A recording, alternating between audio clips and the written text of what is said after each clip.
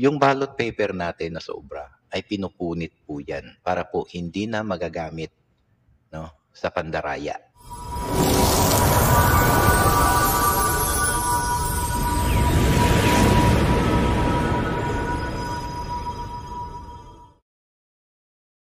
Welcome back sa ating channel po, ang Makapinas, no? Dahil ipapakita lang natin sa inyo kung paano ako naging watcher.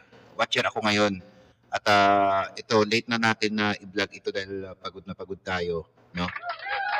Please po, mag-like at mag-subscribe na kayo. Ipapakita lang natin sa inyo kung paano ang naging watcher na ginagampanan, ano. Ito, may mga meron tayong na video o na picturean sa ating pagpasok, no. Syempre maaga tayo papasok. Bandang ako pumunta ako ng school kasi alas 3 ng madaling araw pa, no, wala pang masyadong tao. Inantay ko pa yung mga kasamahan ko sa aking kubol kung saan ay wala pa, no, at unti-unti na rin dumadami hanggang sa dumating na. Ito pinapakita ko lang sa inyo ang mga aparato na ginagamit sa mga ginagamit sa pagboto, no. Ito naka-sealed pa, no. Ayan, naka-sealed pa 'yan, wala pa siyang hindi pa nabuksan, no. Pinapakita sa amin ng teacher para maging legal, no, ang medyo silaw, no. Basta ito 'yon, mga aparato na 'yan hindi pa bukas at ang mga serial number na 'yan ay pinapakita sa amin, no. Pinapakita sa amin talaga, no. Katulad niyan, ang machine namin ay naka-sealed pa. Ayan, no, naka-sealed pa. Ito po ay naka-sealed pa yan, no? May serial number yan, no? Dapat ganyan ang makikita ninyo pag kayo ay isang watcher, no? Titignan nyo ng mabuti kung ang gagamitin sa machine na parang sa ballot box natin, sa sample, hindi sample, kundi ballot box natin na sinusulatan ng boto ay naka-sealed. Ayan, naka-sealed pa yan, ay hindi pa napuputol, no? Kailangan natin picturean, i-video para at least alam natin na ang ating serial number sa COMELEC ay naka-sealed pa at hindi pa siya talaga nabuksan, no? Ibig sabihin, legal ang proseso ng mga teacher at hindi dinadaya tayo na may laman na, no? Ipapakita ko pa mamaya sa inyo yung video na walang laman, no? Ito, katulad niyan, medyo kasi medyo masilaw, no? Silaw lang. Ayan, ayan, ayan, naka-sealed pa. Ayan, naka-plastic pa siya, no? Yung pinaka-machine na pinapasukan ng papel, no? Naka-plastic pa yan. Ayan, naka-plastic pa, kita nyo? Naka-plastic yan at may mga serial number. Ayan, nakabalot pa talaga siya, no? Ibig sabihin, hindi pa nagagamit, no? Mga official ballots pala ito, official ballots, no? Yung mga papel, yung official ballots. Hindi pala siya machine. Yung official ballots niya, yan, naka-sealed pa at may mga serial number yung ating papel na gagamitin. Dapat ganyan ang mga watcher, pinicturean nyo man lang yan. At ito, yan, no, official ballots, yan. Ito yon yung papel na ginamit natin, may serial number, no. Kaya hindi makita no, dito kabila. Yan. Hindi siya makita, no. Kaya medyo silaw, no. Yan. Yan. Yan, may tawag dito. Yan, yan. May serial number yung ating official ballots, no, na sinusulatan na bilog, no. At ito siya, no, yung address dito sa amin, ayan siya. Ibig sabihin, hindi pa talaga siya nabubuksan. Yan, pinicturean. Pwede kasing picture sa umpisa kasi papakita natin yan na legal, no. Pagkatapos ito na yung video na pagbukas ng ating machine, no. Ipapakita na ng teacher, no, na legal. Legal na legal talaga. Yan. Ipinapakita, naka-sealed pa yan at merong resibo. May mga serial number yan dyan, no. At hindi talaga siya nabuksan. Ngayon pa lang siya bubuksan dahil mag-uumpisa na ang ating pagboto, no? Naka-sealed pa yan lahat, no? Nakikita nyo, yung teacher namin ay pinapakita niya lang ang machine na talagang naka-sealed pa ang tali, no? Puputulin yan mamaya. Yan, kinuha na sa loob, no? Hinahatak na niya. Yan, hinahatak yung machine natin na pinapasukan ng papel. Yan, no? Yan. Yan yung machine na pinapasukan natin ng papel. Ayan, naka-sealed pa. Yan, napakita naman ng teacher. No? Teacher, yan, ng guro. Puputulin. Yon, no? Ibig sabihin, legal na legal ang pagproseso ng ating machine na hindi po talaga daya. Dito po yan sa Maynila, ha? Sa South Caloocan. Yan. Yan, no? Pinapakita ko lang sa inyo kasi nag-video ako Kasi pwede naman para malaman natin talaga na legal. Nandiyan po lahat ng mga papeles, no, na kung paano ang instruction na paggamit ng ating machine, no, sa mga ballot paper, 'yan. Ayan, oh. Mm. Yan yung mga aparato na gagamitin, no. Kumbaga ini-explain lang ni Ma'am kung ano talaga ang laman, no. Wala tayong video, walang tunog, no. Hindi natin nakuhaan ng tunog, no. Naka-sealed pa talaga. In-explain lang ni Ma'am na ang machine na 'yan ay hindi pa siya talaga nag-uumpisa na nagamit. 'Yan. Ito yung kanyang box. 'Yan, mamaya bubuksan nila 'yan, no? Bubuksan ni Ma'am na wala pa talagang laman sa loob, no? Ito yung mga kanyang magagamit. Ito yung pinaka-box niya sa gilid, yung punitan ng ating resibo. 'Yan, ilalagay yan sa gilid ng box. Makikita natin 'yan. Ayan, walang laman, no? Legal na legal, legit na walang laman. Ibig sabihin, wala pa talagang may bumoto. Makikita natin, no, hollow. Ilalagay na yung pinakapatungan at isi-seal mamaya-maya yan.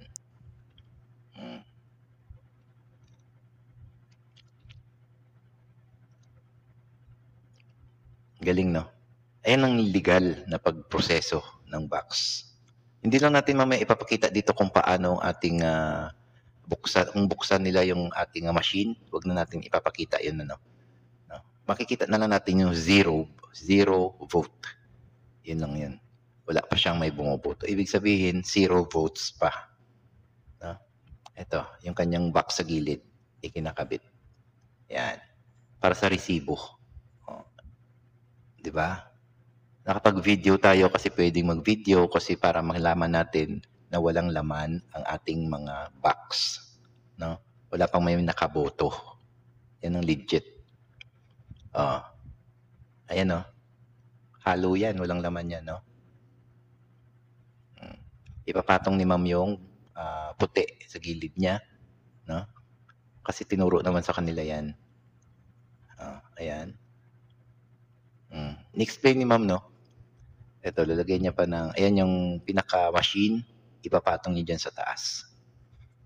Kasi doon yun sa ilalim mahuhulog, no? Pag naghulog tayo ng papel natin, dyan mismo sa box mapupunta.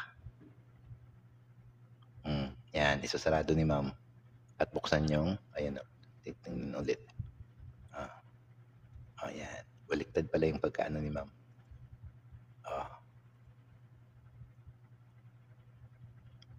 Wala pa yan laman. 0 votes pa. Ayan, nasa gilid na yung pasukan natin ng resibo. No? Inaano ni Ma'am, no, kung saan banda mapupunta yung lagayan ng mga resibo. Ayan yung ano. Yan. Yung lagayan ng machine. Yung butas na yan, dyan niya ipapatong yung machine. Ayan, nakasealed pa yung machine. Yung machine natin nakasealed pa. Ayan, o. Nakasealed yan. Wala pang bukas, no? Hindi pa nabuksan.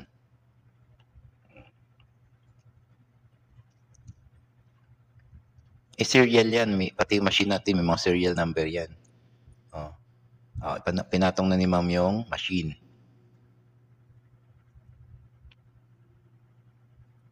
Ito.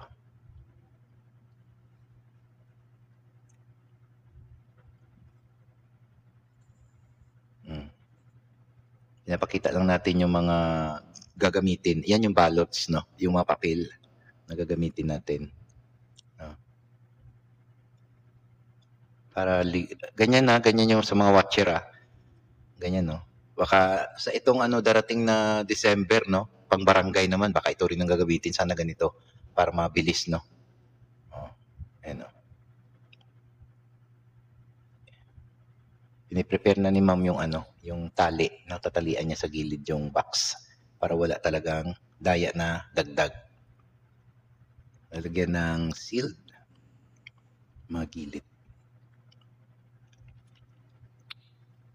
Ito yung parang niya, yung parang mga gagamitin sa mga aparato, no, para gumana yung machine, no.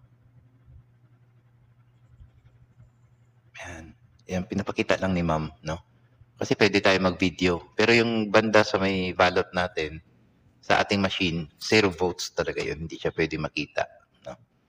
Basta, naka-video ako nun eh. Sabi ng isa, ay, medyo bawal na dito banda. Kaya hininto na natin.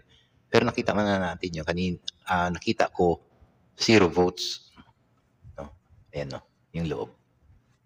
Walang ibang gamit doon, kundi yung mga aparato, yung mga paraphernalia na gagamitin. No? Yung thermopaper, pag naubusan, kailangan palitan. Yan. Ganun po, no? Yan, no? Video. Kailangan i-video natin yan. Medyo matagal-tagal pa ang proseso niyan kasi pinapasok pa yung kinakabit pa yung mga kuryente, di ba? Ito pala, may sarili siyang parang may sarili siyang wifi, no? Itong itong machine na to, may sariling wifi siya. Kailangan malakas ang wifi niya. Sa smart kasi yan eh. Smart. Nalagay na yung kanyang mga gagamitin pa dyan sa katawan ng machine. No? Medyo lumayo lang ako ng konti kasi may lamesa kasi nakaharang. Yan. Pero maraming mga watcher. May mga nakatayo na yan, watcher yan. No? Yung iba nagbi-video din. Nagbi-video din sila. Yung mga kasamahang, ibang mga politiko yan na watcher. Yan. Pinapakita lang natin dito kasi para alam ninyo din na pwede naman mag-video dyan pag umpisa. Para meron kayong katunayan, no? Na ganyang ka-legit ang botohan dito sa room namin. No? Pinapakita ni ma'am, no? Bakit kasi nawala yung sound ng ating cellphone? Pero at least kahit paano may video tayo, no? Magtanong naman tayo dyan kung pwede ba mag-video o hindi. Sabi niya, sige, pwede kayo mag-video para alam nyo na legit yung ating machine, walang laman. No? Kaya ayan yung ating ballots. Yan, pinupunit ni ma'am. No? Ito po yung tip po natin dito, pagka natapos po ang botohan na may mga ballots paper pa na natira, kailangan po yan punitin. No? Pagtapos na po ang botohan, kinukuha po yung time, no, ng time na closing time, kung anong oras po natapos yung closing time ng botohan, no? Isinusulat ng watcher doon sa kanyang paper para po malaman kung anong oras natapos. At hindi po pwedeng mag-umpisa, pa uli, no? Ayan. Ayan, at pinapakita lang ni ma'am yung ballot paper natin na bagong-bago, wala pang talagang bawas, walang dagdag. Yan. Nakabalot pa yan uli. Grabe, no? Super legit. No, nakaseal yan. Pati yung papel, yung ballots natin na yan, may serial number yan. Hindi makikita. Yan yung nasa tayo, no? May serial. Kinawaan ko rin yan. Pinicturan ko yan. Pinicturan ko rin yan. May mga nagbi-video din.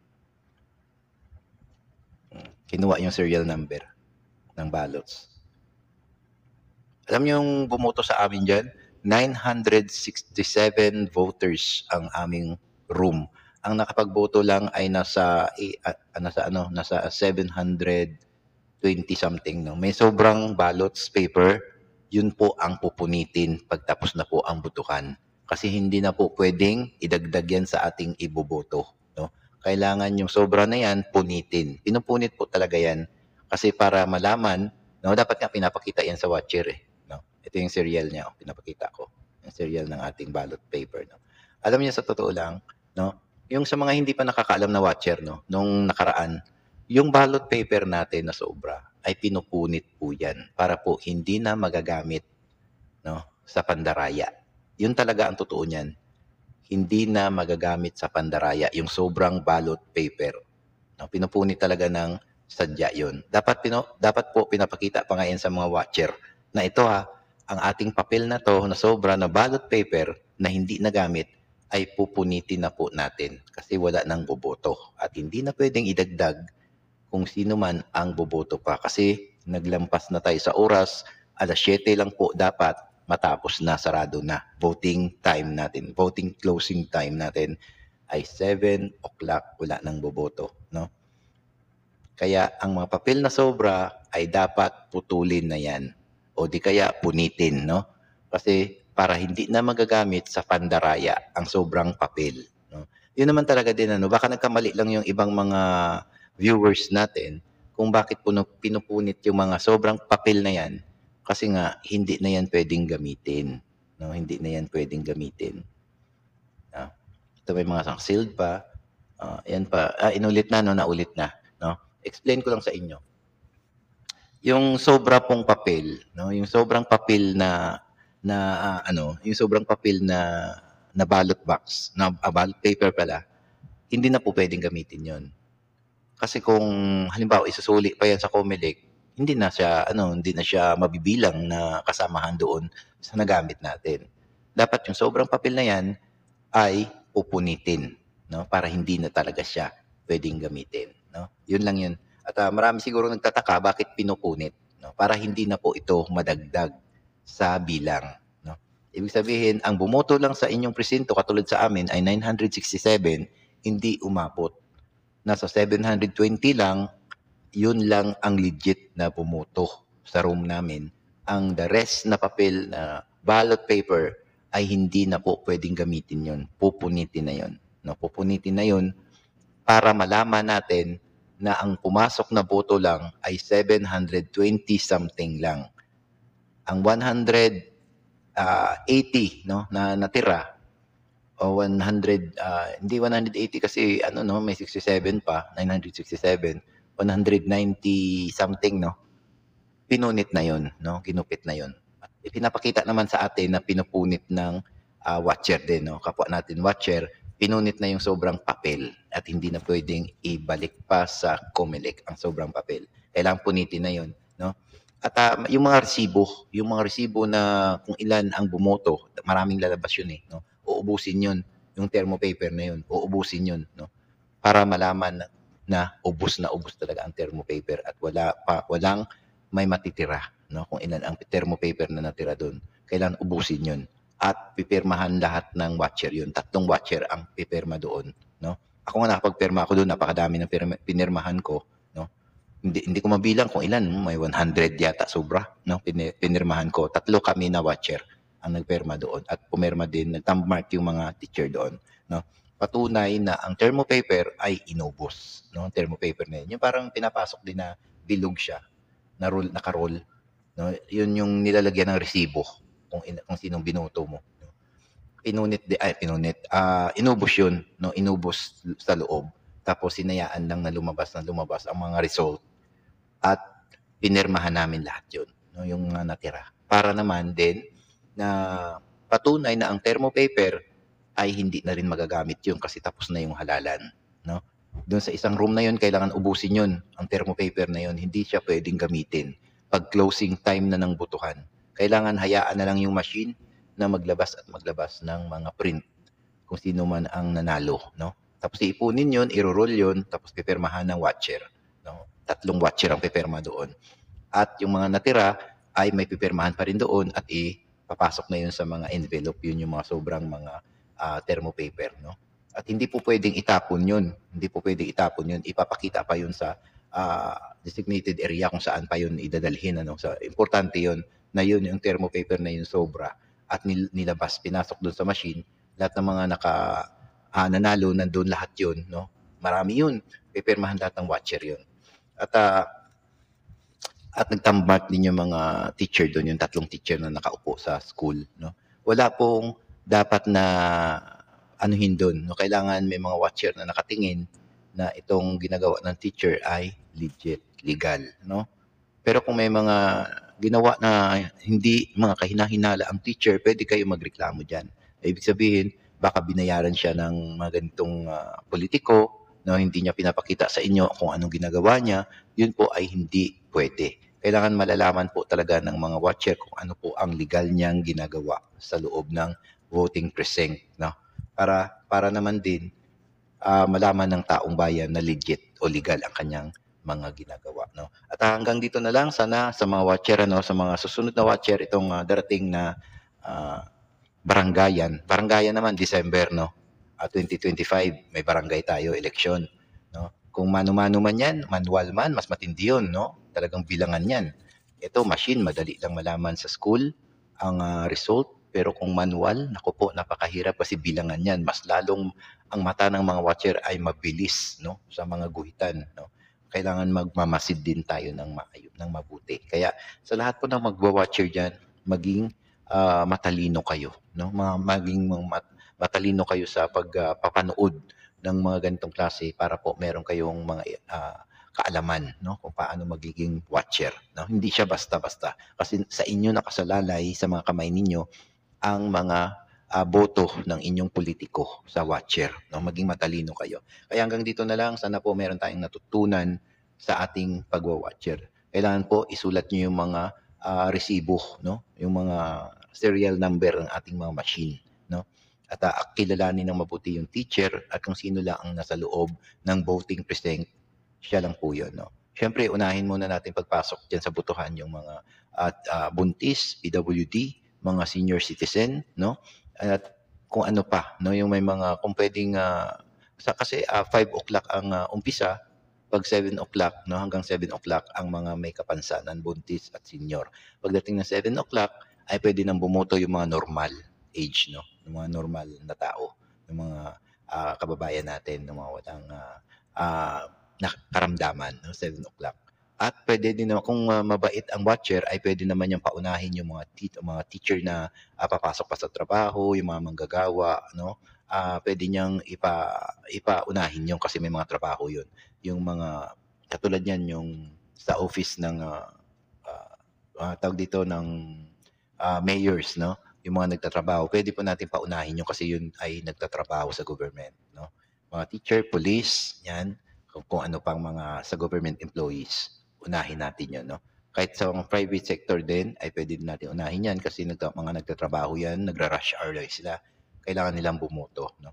Kaya hanggang dito na lang, sana kahit paano ay nakakuha kayo ng idea sa atin kung paano maging watcher. Yan, maraming salamat. Please mag-subscribe na kayo, i-like nyo. Ito po ang Makapinas, naging watcher ninyo.